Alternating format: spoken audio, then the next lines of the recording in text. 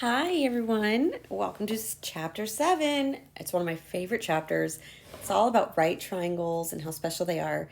So, today we're specifically going to be discussing the Pythagorean theorem.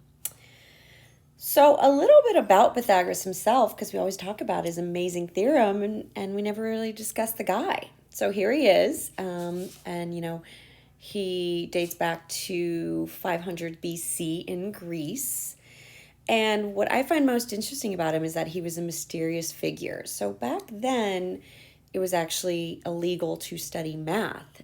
Math was considered a religion, and so they had to meet in secret to work on math and derive formulas together. So there would be like a secret code or a secret password to come into the meeting place, and they'd all meet together and work on derivations. So I just find that so interesting and, how relevant he is still today. So this quote is one of my favorites about Pythagoras. The Pythagorean, having been brought up in the study of mathematics, thought that things are numbers and the whole cosmos is a scale and a number. So that's by Aristotle. And what he's saying is that it's the belief that numbers exist and the relationship of math exists everywhere, even in the cosmos. And I like to believe that too. This is one of the very reasons I love math so much. It is everywhere. There's patterns and relevancy in everything we do. And it never gets old to me. So just a little about him I had to share before we jump right into him. So his theorem, his most famous theorem, it's the Pythagorean theorem, and it's only true for right triangles. Okay? So Pythagorean theorem is when you have a right triangle, you always have two legs, which we call A and B, and then you have the hypotenuse, which is always C, okay? So A and B can be interchanged, but the hypotenuse always has to be C, always. And the hypotenuse is always the biggest leg, and how you can identify that is it's always going to be opposite the right angle, okay? So wherever the right angle is, it essentially points to the hypotenuse. So we can use this beautiful theorem, a squared plus b squared equals c squared, to find Pythagorean theorem. So what I'm going to do here in this first example, find the length of the hypotenuse, okay? If they don't say hypotenuse, they just might say find the missing length. You always need to identify where the hypotenuse is, okay? I'll always circle it and say that's my C value, that's hypotenuse. And then A and B. Now again, A and B can be interchanged. You can be very flexible with that. And then I'm just going to do Pythagorean theorem. So let's go ahead and write it out. And so I'm going to say 6 squared plus 8 squared equals C squared. See, and this is why A and B can be interchanged. It wouldn't change the problem at all. So 36 plus 64 equals C squared. So 100 equals C squared. Now we're going to square root. So technically the square root of 100 is plus or minus 10. Okay, I always like to bring that up. However, since we're talking about triangles and triangles are real figures, you do not include the negative. So it is just 10. Okay, oops, I deleted too much. So my hypotenuse here is 10. What a nice clean number. So here's two examples I'd like for you to do on your own. Pause this and try it.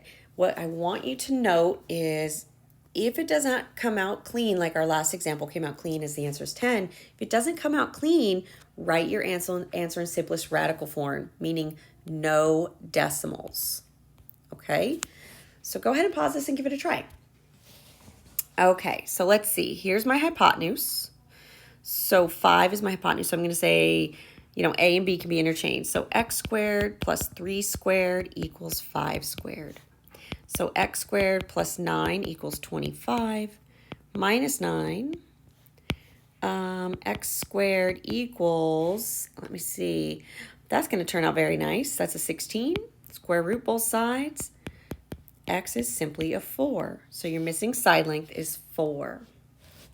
Okay, this next one. So no need for simplest radical form. It came out to be a perfect integer. Okay, the next one, my hypotenuse is x. So I'm going to say 6 squared plus 4 squared is x squared. So 36 plus 16 is x squared. 36 plus 16, use my trusty dusty calculator, is 52. Okay, so 52 does not square root pretty nicely. So this is where we're going to be doing simplest radical form. So what are perfect squares that go into 52? Let me see. 52 divided by 4 is 13. So I'm going to break 52 up into 13 and 4. Now remember, this goes back to an older lesson where we were doing simplest radical form. We did this last chapter at the beginning. And, we can go further because I'm looking for pairs. So 4 is made up of 2 and 2. 13 is prime, so there's nothing to do with that. And then simply you just take out the pair. So it'd be 2 radical 13. And this would be your answer for x, simplest radical form. Okay, here's another one to try. Let's see, a 16-foot ladder rests against the side of the house, and the base of the ladder is 4 feet. Approximately how high above the ground is the top of the ladder? So we're looking for basically the height of this house where it meets the ladder. I can see my hypotenuse is 16. So now listen, guys, let's be very logical here. Your hypotenuse is always the biggest side length. So 16 is going to be the biggest number. So there's no way it could be 20 and 16.5. 240 seems really ridiculous of a number when comparing 16 and 4. Oh, actually, it can't even be 240 because 16 has to be the biggest number. So by default, let's go ahead and prove it. So I'm going to say 4 squared plus x squared equals 16 squared. So 16 plus x squared equals 256. I think 16 squared. I'll call her back. That's Mrs. Kerbash. We're going to chat right before office hours. So this would give me 240. And then in this case, they just want it as a decimal. Let's go ahead and take the square root of 240. And I get 15.49, which then, of course, it has to be D. It's rounded to the nearest tenth. Okay. Let me tell Ms. Kerbash I'll call you back in 5. Okay. So here's one for you to do on your own. And I would suggest pausing this and then push play when you're ready. Okay, so let's see. This is, you always want to draw a picture. Oops. And it's always going to involve a right triangle. So I always draw a house. You've got a ladder. Okay. The top of a ladder rests against a wall 23 feet above the ground. So the top of the ladder is 23 feet above the ground. Drawing the picture is the most important part. The base of the ladder is 6 feet away from the wall. The base is 6 feet away from the wall. What is the length of the ladder? Here's your ladder. Okay, so we're looking for this. We're looking for the hypotenuse. Now, the reason we know it's a right triangle is because a house is always perpendicular. So let's go ahead and do Pythagorean theorem. So I'm going to say 6 squared plus 23 squared equals x squared. So 36 plus 23 squared, I don't have that memorized, is 529 is x squared. So let's go ahead and add 529 plus 36. And that gives me 565. Okay, I'm going to do this in simplest radical form because I want to give you guys more practice with it. So 565 is such a huge number. So what I'm going to do is, let's break up 565. I know a 5 goes into there. So let's go ahead and divide that by 5 and see what I get. So I get 113 and 5. 113. Yikes, what goes into 113? I'm going to try 7. I'm going to try 11. I don't think anything goes into 113. 113 must be prime. So then this would result as x equals root 565. Ugh, what an ugly square root, but there's no perfect squares in there. And so when do you know to leave it in perfect simplest radical form versus a decimal? Well, the question will always prompt you, most likely will prompt you, right answer in simplest radical form. If they don't, then you could actually answer in any form you like, unless teacher says. Now, for logical reasons, we're actually talking about a real life scenario with a ladder. And if I were buying a ladder and they said, hey, your ladder is root 565 feet, That would make no sense to me. I'd be like, what is that? What is 565 feet? So I'm going to go ahead and turn this into a decimal because I want to see how many feet it is. So x would be approximately 23.8 feet. So then you could see the length of the ladder. Okay, so, you know, unless they state, if they state what format they want it in, then you do respond in that. Otherwise, you can respond typically in any form you want.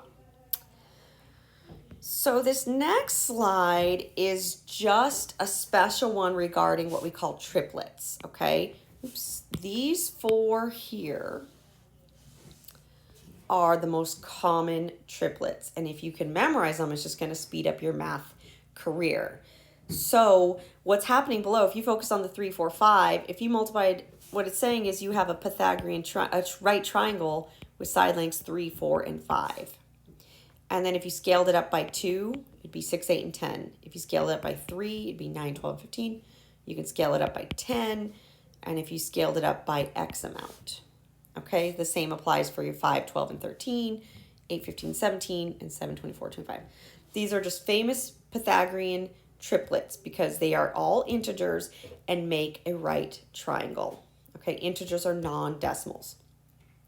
So if you have these memorized, it just makes things faster.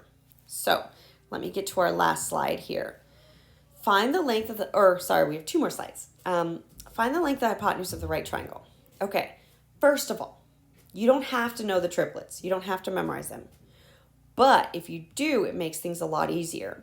So what I can see here is 10 and 24 can divide by 2.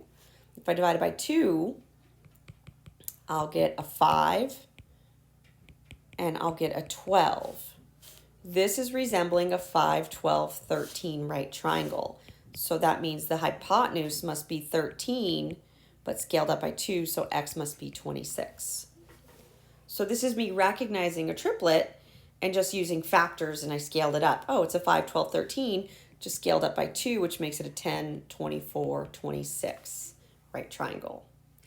Now, you don't have to have that memorized. You could always, always, always do Pythagorean theorem, where you would say 10 squared plus 24 squared is x squared. So that'd be 100 plus 24 times 24, so that'd be 576 equals x squared. So 676 is x squared.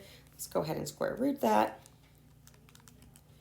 So x would be 26. So I'm getting the same answer without using triplets. Again, triplets are just a nice shortcut. So now we're on our last slide.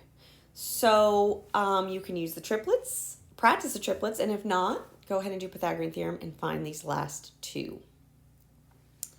Okay, so I'm going to use triplets just because I want you guys to get more practice with it from me so you can see my technique. So 9 and 12 can be divided by 3. They can both be divided by 3. So if I divided by 3, I would get a 3. Oops. Here.